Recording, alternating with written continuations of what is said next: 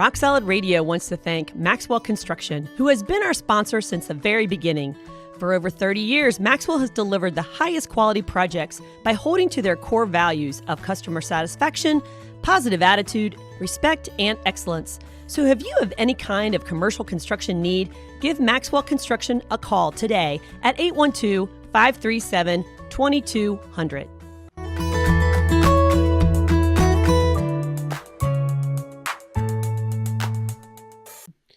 Welcome to Rock Solid Radio. This is Merrill Hutchinson alongside of my lovely wife, Linda Hutchinson. I'm liking that jacket you got there. It's kind of fresh and springy. I don't know if I've seen that one. I'm forcing the spring. You're forcing the spring.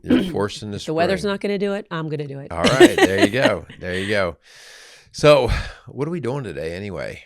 Well, we're talking about, I think, revisiting one of our favorite topics because it's a foundational show in what we do in our faith-based coaching in our office. But as we teach and as we preach and speak, this is one of those foundational shows that we love to revisit.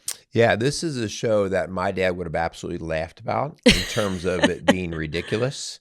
And it's kind of a shame, but we've actually spent a lot of time on this topic within our work. So just to remind folks that in our day job, we do marriage and family coaching and parent coaching, as well as individual coaching. But we do a lot of work within the parenting realm, and we come from a huge background of that. I was in the counseling role in school setting as a counselor at the elementary level and helped parents every day with like the parenting issues. Yep. And you did the same thing in the church setting. Yeah. Like all of these parents coming and saying, my kid's struggling with this. What are we doing? So each of us have over 35 years working with kids, working with families, students, couples. Yeah. So we come from experience, but we also have done a lot of work in researching of like what's going on in our world today. Yeah. So what we are calling our show today is Who's the Boss in Your Home? And so like we said, we've written a lot on this. We've talked a lot. And as I said, like before, my dad would laugh about this. Why would he laugh? Because he would say, that's a big duh question. Yeah, like, true. He would say, why are you asking such a thing? Yeah. Okay. And I think part of that is the reason why we do need to address it, because our parents would have never second guessed who was leading the home. Yeah. And some things, and this is not a blame show of like you messed this up. This is like culturally, some things have really changed. And nobody had ill intention in the change and the movements, but there were outcomes that have come that have now put us in a place where we don't quite know who's in charge of what anymore. Yeah. And so that's chaos. Right. Yeah. And frankly, that's what we see in so many homes. And so part of our job is to say, okay, let's point our finger at where the chaos is and what it's doing. And now how do we right this ship? And so a lot of it has to do with who's the leader. Yeah. So let me ask you a quick question. Okay. Who was the leader in your home growing up? Wow. Well, my mom was 5'2", my dad was 6'4". But both of them led, and especially if only one was in the home, you knew that they were the leader. But if they were both in the home, believe it or not, my 5'2" mother was probably the one that was calling the shots because she was home day to day while my dad was at work. But it depended. If I was at school, then my teacher was the boss. If I was on the sports team, my coach was the boss. Yeah. If I was driving, the policeman was the boss. Like I was taught that those were an authority over me and that I needed to listen to them. Yeah. How about you? Well, gosh, I could pretty much say the same thing that I will say this. My parents did argue quite a bit when I was a kid growing up, but it was never, I can't ever recall a argument about how they were going to deal with a kid situation. Like they were on the same page. Oh, yeah. And so because of that, there was a unified authority in terms of how they would walk through the parenting process. And so, my mom probably on the day-to-day, it was like when she said it, you needed to listen to it. But when we got older we started pressing back on mom as, punky kids and teenagers can do. No, not I didn't do that. It was my brothers. But when we started to do that, there was the old phrase that is, wait till your father gets home. Yep. And we did hear that in our home. And the problem is when you heard wait till your father gets home, it was already too late. Yeah. Because you thought when mom said that you'd be like, oh man, okay, I'm going to straighten up. And if I straighten up enough, maybe she'll forget to tell dad. Nope. She never forgot to tell dad. She would, as soon as he'd come home, she'd let him have dinner and whatever. And then she'd say, well, I think we need to talk about some things. And at that point, your heart rate starts to pound. Because there was going to be a consequence for whatever happened that day. They weren't just going to dismiss it or forget about it.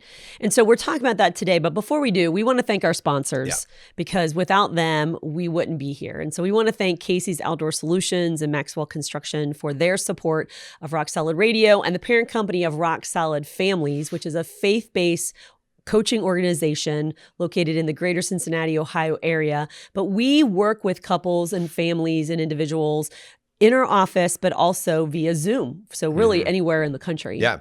So, and also we have a couple of different podcasts where we're putting this that we have the Rock Solid Radio that you are listening to, but we also do stuff that really directs its energies towards dads, and that's the Strong Dads podcast. And so our deal here is we know that the family is the building block of our culture and of our society. And so if bad family structure and function is kind of like a cancer in the body, and it just permeates from one generation to the next, and the next thing you know, you have a not very healthy body. And so that's people complain all day long about how unhealthy our society is, and they want to look to the government, they want to look to schools, and they want to look at churches, and yes to all of those, but that's really misguided. The first place has to be at the home. Yeah. So for 5 years now, Rock Solid Families has been coming alongside individuals and couples and families, as well as churches and schools and nonprofits, and really resourcing them, supporting them, teaching them, guiding them.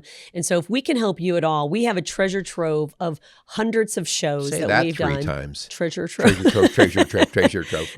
But we do. We have a wide array of resources, shows that we've done, blogs that we've written, resources on our page. You can get all of that on rocksolidfamilies.org. So we'd really encourage you to check it out and see what we're up to. All right, that sounds good. Let's get into who's the boss in your home, in your house. And so I think probably, before we get into that, like little disclaimer, the boss, I mean, we use that term because it's fun and it catches you.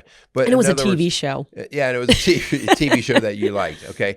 But the idea here is how I behave with my kids when they're 2 does not look the same as when they're 12 or 18. And so I think just real briefly, let's talk about the seasons of parenting so that, people don't take a general or blanket statement and think, well, I guess this is how I should be talking to my 17-year-old. Yeah. No, that could be a very different presentation to your kid versus your 3-year-old. Okay. Yeah.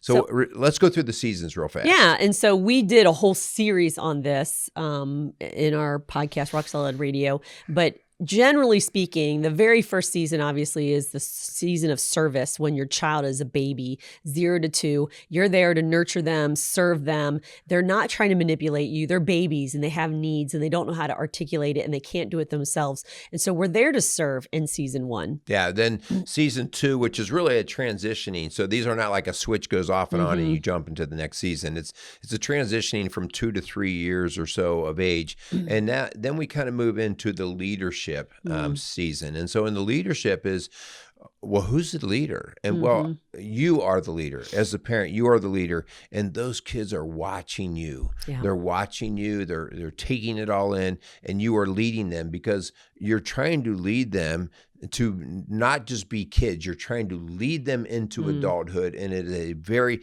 of all organisms, the human organism has the longest span into going from birth to adult. Okay. So, like a dog has, we always talk about the year, the first year they're the puppy, and then they get into their adult phase. Humans are a long time in growing and coming into this. And so leadership is where they are watching your every move and you are training them up in the right way to ultimately become an adult. And if you don't do this season well, if you get stuck in season 1 and serve them like they're babies, or if you let them go like they're an adult, you're missing what we see as one of the most critical seasons of parenting. And we call that the leadership or authority season. And so that is from age 2 to 3 to about 12 to 13 till they're teenagers. And this is a critical, and that's really where we're going to be camping out today. But there's also season 3 and 4. Yeah. And so season 3 is going to be that 13 to, usually we think about towards emancipation, 18 to 21 years old. It just depends on kind of when they're leaving the nest sort of thing. But it's that mentoring where you're actually now allowing them, you're showing them what to do, and then you're allowing them to actually get out and do and fumble and make mistakes and they will learn and learn in a way that they experience some of the more adult type consequences from it. But you're not holding their hand and saving them from everything. You're allowing them to say, okay, listen, I've been showing you for the last 13 years. Now it's time for you to step in and begin doing. And during this phase, you'll notice that this is where kids start to get jobs. This is where kids start driving cars. You're not driving them around. Phones. Yeah, they're doing their laundry. They're taking care of the house. They're doing all of these different things that you train them up through those leadership years, but now they're actually doing, and when they don't do well, they will experience these natural consequences. Yeah. And so we have 5 children, ranges 31 to 15. And so we have 2 of our youngest still in season 3. But then we're enjoying season 4, which is the friendship stage where they are adults. They are on their own. They're taking care of themselves. They're making their own decisions, and hopefully decisions that have been guided by you and your authority stage. But ultimately, it's up to them. God gave them free will. And so we have enjoyed the friendship stage in season 4, where we're not giving advice to our children anymore. We're not telling them what to do.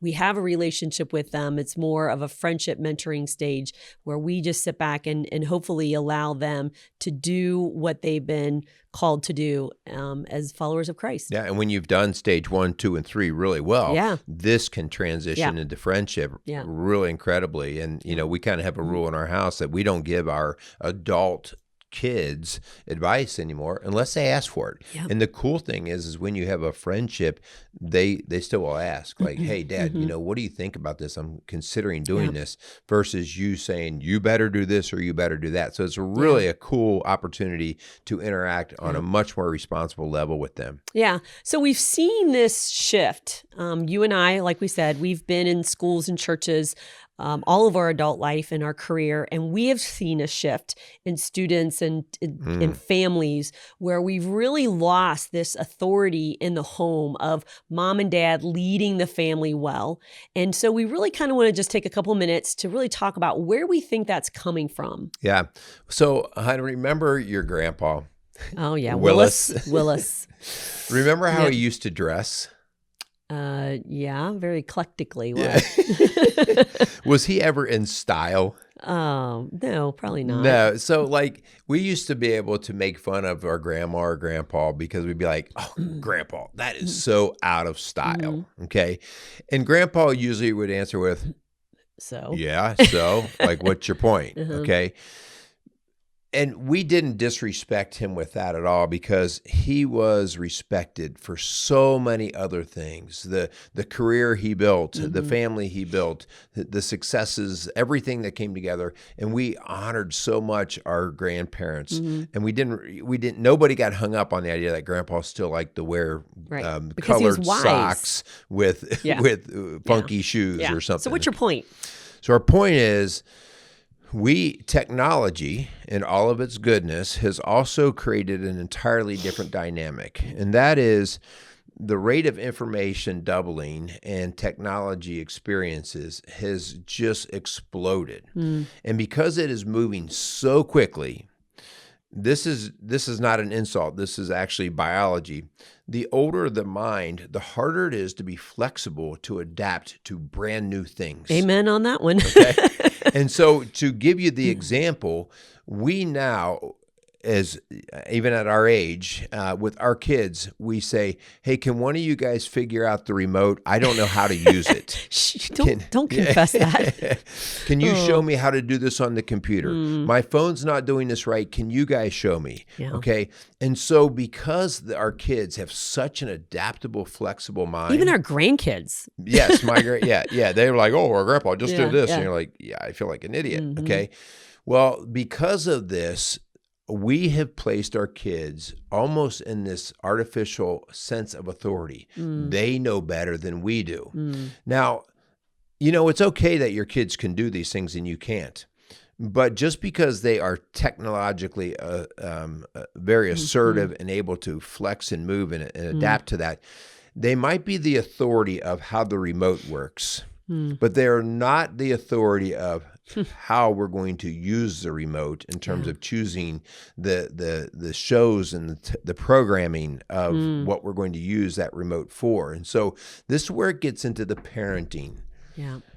So often we see kids dismissing their parents and the parents says stuff like, "Hey, your phone, I don't like your phone in your room. It needs to sleep in our room." And the kids will say like, "That's stupid. I'm not going to do that. You can't do that to me." And the parents cave to it because they're like, "Well, I don't really want to push back on this with my kids." Yeah. You'll hear excuses like, "Well, I use it as my alarm clock." And so we'll hear that excuse all the time. We're like, go to Walmart and buy a $9 alarm clock. Yeah. And so we've got to start regaining our position and authority over our families and not to lord it over. And we're going to talk about the difference between authoritative and authoritarian, but to lead our family well. Your 8-year-old, even though they can work the computer better than you, does not have the maturity to understand the dangers of social media and why TikTok isn't healthy for them. You are the parent. We need you to step up and to lead your family well. Yeah. So we are talking about parental authority, and we are not going to give any significant level of power and strength to these other authority places. It's kind of like, imagine you have the general in the army, okay, and he has the responsibility, the authority over all of the army. That does not mean that he knows how to run the communication radios better than everybody else that's out in the field. No, he needs to know, hey, we're talking about a communication radio issue. We're going to go to our expert just for that. But all of a sudden, the communication radio guy doesn't look at the general and say, here's how you run your army. It doesn't go that way, and for rightly strong reasons that it doesn't. But see, we have allowed our kids, because they're good at certain things, to all of a sudden allow us to feel inferior, and we don't even know how to combat that. And so they've trumped us. And so no more. We are reestablishing the parenting in the authoritative fashion. We can do a whole nother show, and we have done other shows on really the underneath part of that too, because a lot of that comes out of fear or guilt or comparison or approval. We want our kids to like us. We want to be popular with their friends. We don't want to look like, our child is, being outcasted by their classmates. And so we do things and we parent out of a sense of fear or guilt or obligation. And that's not how God has called us to parent and lead our family. And so we're going to give you 10 tips for establishing or reestablishing authoritative parenting. And authoritarian would be the dictator, right? Like, you're doing this and this is the only way, and like screaming and yelling. If you're screaming and yelling, that's not what we're talking about. We're talking about effective, authoritative parenting that's going to lead your family well. Yeah, it's emotional. Authoritative is emotional. Authoritarian is emotional. Authoritarian. I messed that up. Yeah. Authoritarian is very emotional, and it's that yelling and screaming, okay? But let's go to the authoritative, the very first part, the very first step. So parenting makes some assumptions that we used to be able to count on, and now we can't count on them. And that is unity between the two parents, where the two parents come together and they see that there is a common vision, a goal of raising this child and how they will raise them, what the actual plan will be. And so the very first thing to do is to align yourself together. Now that's tough. That's when we've got show all too. of these divorces and breakups and stuff. But I will tell you that even in those situations, we work very hard to try to get even divorced and separated parents to come together to say, for the sake of parenting, we need to establish the authoritative action in these kids' life. And that comes from both of you. And if you want to really mess with that, you just go ahead and start feuding among yourself between the two authoritative people. And right away, the child will become the boss, the authoritative one. It's like blood in the water to them. They love it. So one we say is unite with the partner, with the spouse, or with the parent. And then the second is to create a common value system, a foundation that you're going to lead by, okay? And like you said, hon, Christianity is a minority now. And so maybe you're listening and that's not your foundation. Whatever is your foundation, for us, it's God and his word. That's what we go to. That's who we lead with and what we lead by. And so you've got to create a common foundation of value system. If we don't, guys, again, remember, we want to avoid everything that causes division among the leaders, okay? And so if right off the bat, we cannot agree on the value system of our home, then right off the bat, the kid will see that they see the blood in the water, and they see that there's, dad doesn't really care if I talk like this, but mom does care if I talk like this. Well, I'll just do this around dad. Okay. Yeah. And dad dismisses it when mom tries to correct it, or vice versa. And so important that we establish those common values. And like we've said, the Christian value thing is so important, because if we can't agree, we're going to go to God's word and say, well, whatever God's word says, that's what we're choosing. Yeah. So number 3 is clearly communicate expectations, okay? Boundaries that are not communicated are no boundaries at all. So we've got to explain to our kids, and again, in a respectful, loving way, this is how our family rolls. You're not going to date till you're 16. You're not having your boyfriend or girlfriend spend the night. You're not going to be drinking in our home. Like, these are the expectations that you're going to get a phone not until at least 13. These are expectations that we've clearly laid out years ago so that everybody's on the same page. Yeah, we're not surprising them, right? Even if they don't like it. Last minute, wait.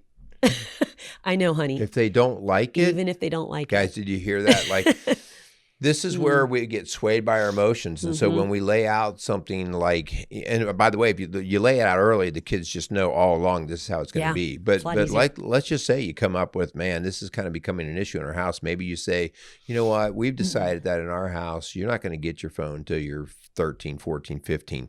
And they're already hearing in 3rd and 4th grade that some kids have these phones, and they start whining to you. That's when the leader steps up and says, right now, we're not dismissing that you're upset. We get that you're upset, but we're not changing the value in our home. We are maintaining it. Please don't cower down to peer pressure because other kids are getting them.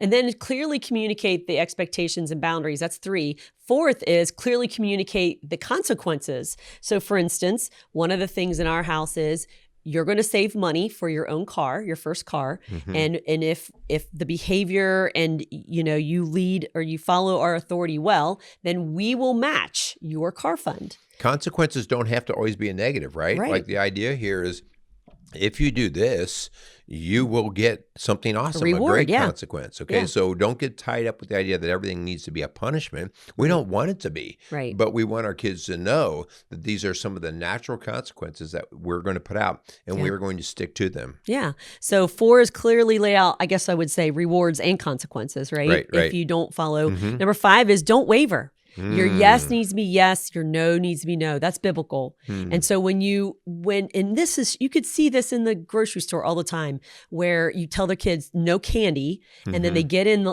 the line, right? And they start throwing a little temper tantrum, and they're making a scene. And so you're trying to keep them quiet. So they ask and they ask and they ask. And the 4th time is a no, but the 5th time is a yes. Wow. You've just destroyed all of your authority, because now they know if I complain, you're telling me there's a chance, and if I whine long enough, you will give me what I want. Yeah, man, that's so powerful. Number 6 is the idea of being predictable and consistent. Now, that's not always a perfect thing, because sometimes life happens and you don't know exactly what you're going to do in that moment. But for the most part, I talk all the time when I'm working with couples about fire drills. We do fire drills so we can keep the emotions out of getting out of the fire and make sure everybody gets out safely. And so certain things we know are going to happen. There's a relative likelihood that something could happen. Like a tantrum in the grocery store. Yeah. And so beforehand, we want to say, listen, you know what? Last time we went into the grocery store, this is what happened. So before we even hop in the car to go to the grocery store, this is what I expect. And this is what will happen if we don't get what we expect. And we lay that very clear.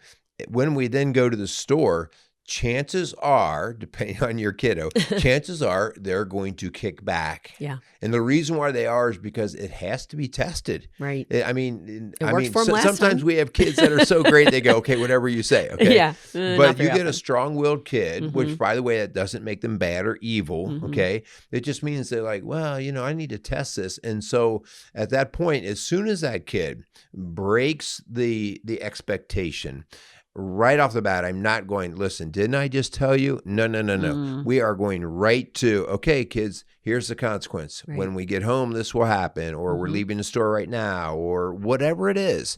They know, wow, mom means business. You know, going back to the 4 on the reward and the consequence, the reason why we say both is that you want to use a balance and a combination of the carrot and the stick. Carrot is the reward. I'll give you this. Like, hey, if we're good today, we'll go to Dairy Queen on the way home or something like that. Or if you don't do this, then we'll go home and go in our room. So that's the stick, okay? And so that's the consequence, the painful thing. And then we have the reward on the other end. And we oftentimes have parents, hon, because they bought into really bad pop psychology that everything should be about the reward. And so they throw the negative side, the stick, out. And so what happens quickly, and we've been in school so long and done the parenting thing, rewards finally do not become rewarding. And eventually kids are like, well, you know, whatever. And so you either have to up the reward each time, or they just really become very desensitized to it. And they don't even want it anymore. Yeah. As a teacher, I learned that like giving candy as rewards, I realized that then they just expected it the next time and they wouldn't do it until, and I'm like, we're getting rid of the candy. Here's one way that you know when you ask your kids to do something and they say, well, what do you give me for it? Oh, yeah. That is one of those slap in the face that you should receive as a parent, that you go, wow. Okay. I've done too many carrots. Yeah. Good point. So number seven is the idea of be calm. Emotions, they cause irrational behavior for everybody that's involved. And so this is that part of the fire drill thing. You have to recognize what buttons your kids can hit that gets your emotions going. And so you're the adult, all right? If you're flying off the handle every other day, and how many times have we had parents come in and we talk about discipline and they're like, oh my gosh, I'm yelling at them every day. I tell them 1,000 times. And right away we're going, there's no discipline in that house. Okay. No, I do. I yell at them all the time. And so what we have is an emotional knee-jerk reaction. We do not have discipline taking place there. And so we want to make sure that we keep our emotions in check. And oftentimes when one of our kids does something that disrupts Lynn and I in the moment, we can get upset, just like everybody. I may have lost my temper before with my kids, maybe, not sure. Me too. And so we have to teach ourselves, you know what, I'm just going to back off. I'm going to get away. And oftentimes it's really good if Lynn and I actually talk about it. Like, you know, this happened today. What do you think we should do for a consequence? Okay. Because it allows our head to come back down out of the emotional cloud, and it allows us to be thinking rationally, not just about the consequence, but how we will enforce it. Okay. Remember, like you said before, if I say there's a consequence and I have no ability or will to enforce it, it really was empty. You're grounded forever. Okay. Really. You're going to do that. So 7 is be calm. 8 is save your explanations until the emotions have settled. And so that's when you send your child to the room or put them on a chair and you let them calm down, let you calm down. And then you go back to them and you ask them, why are you sitting here? Why were you sent to your room? And if they can't explain it, you're going to kind of have a conversation about what happened, what went, because they kind of know. 9 times out of 10. Their age, they usually know. And they don't want to say because they're embarrassed or that, you know, they're afraid they're going to get in more trouble. And so you have that conversation when emotions settle down to make sure they know why they were there. As the authority, hun, this is important that you do stand strong to this, because part of them the struggle here, right, from the get-go is nobody wants to submit to anybody, and especially when we train them up in a culture that does not understand the absolute value of submissiveness, and so the idea here is you need to be able to say what you did. Yeah. It's part of the ownership. We've had that in our home where they just go tight-lipped and they can't. It's like, well, that's fine, but nothing's going to change. Whether you're sitting on that chair, whether you don't get a phone back, nothing's going to change until you can confess what you've done and take the proper actions to apologize, pay back, whatever it is that needs to be done. And then we can start. Yeah. Because we have to break that self-righteous hardness. Yeah. Number 9 is never negotiate with your child until you can really understand their value system, until you can see that their value system is aligned with yours. As maybe a later teenager, 17, 8-year-old who you see making good choices and good decisions, and they come with you like, hey, would it be okay? Or then you're going to have conversation because you can trust their value system.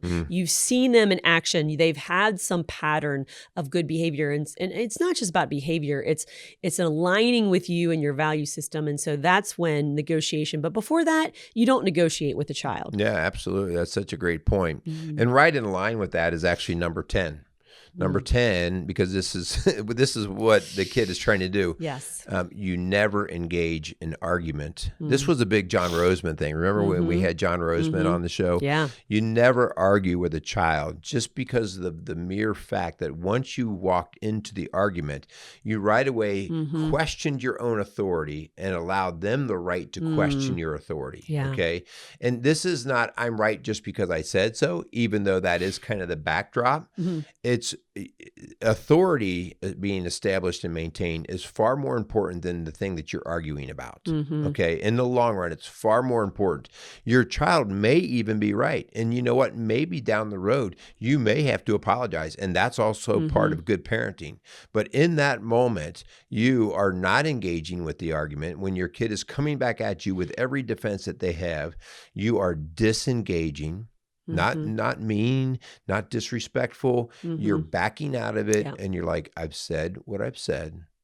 This discussion is over. And you disengage, whether you need to go out and work in the yard, go hop in your car, you disengage so that your child goes, well, now what am I going to do? Well, you're just going to stew on it. That's what you're going to do. Yeah, there's a lot of great resources out there about this very topic. 2 of our favorite authors on this, you mentioned John Roseman. He wrote a lot of books. You can see dozens and dozens of books, and he was on our show not too long ago. But he wrote one called Parenting by the Book, the book being God's Word. Right. So we really love that one. He talks about the seasons of parenting in there. And the other one that we've come across and we really love is Dr. Leonard Sachs, his book on collapse of parenting, because he really talks about this issue of restoring, re-engaging as the leaders of our home to help our children, because he has seen as a pediatrician over 40 years, the real collapse of parenting leading well. And so we believe that too. We see it in our office all the time. We walk alongside parents and families every day. And so we want to see you lead your family well. Yeah. Guys, I will take this back to the idea of you don't have to have all the answers. No. Okay? This is not about you being perfect and all-knowing. Only God is that. But it is because God is that we're asking you, as Linda and I have tried to work very hard, and we don't do it perfectly by any means, to tap into God's Word, okay? To, like, when the culture is making us second guess ourselves, to go back and read the parenting scriptures that are so clear, like Ephesians 6, 1-4.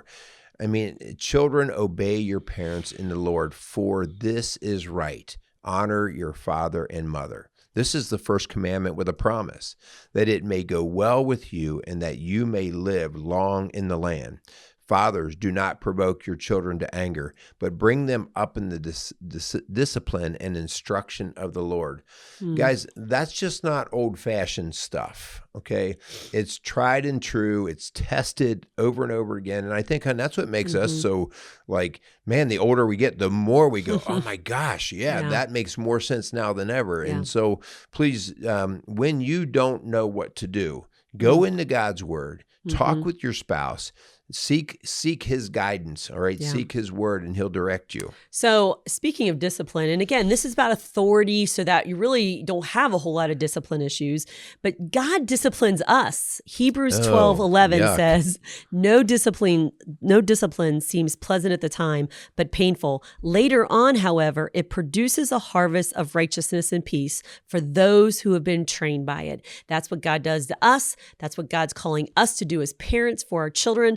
And that is what's going to create peace and harmony in our home. That's what's going to create a community and a society that is civil and that is kind to one another. Our discord and our world today, so much of it comes out of the discord and disunity that's coming in from the family. And we've got to change that. Man, powerful stuff, guys. So anyway, as we wrap up our show, if you're having some parenting struggles, and if we can help, then we would love to come alongside of you with that. We do an entire series that we call Rock Solid, or Families Rock. I'm sorry, I get all my rocks mixed up. Families Rock. We work with couples individually. We spend an incredible amount of time working with the courts and divorce situations and trying to, okay, maybe this marriage isn't going to work, but we need to get the parenting to work, because this is going to grossly impact the next generation. Yeah. And so that's why this is so important. So if we can be of any help with that, please check us out, rocksolidfamilies.org, or you can give us a call at 812-576-7625. Yeah, we speak at churches, schools. We can come and work with your families. We're here to help. So thank you so much for listening to Rock Solid Radio, building a stronger community, one family at a time. Make it a great day. Rock Solid Radio wants to thank Casey's Outdoor Solutions. Casey's is a premier garden center and gift shop located in Lawrenceburg, Indiana. They offer a wide selection of high-quality plants, landscaping materials, and home decor. They do amazing high-quality work and can help you transform your indoor and outdoor living spaces into something beautiful. So stop by Casey's Outdoor Solutions today and let them know you appreciate their support for Rock Solid Radio. Visit Casey's today at 21481 State Line Road, Lawrenceburg, Indiana.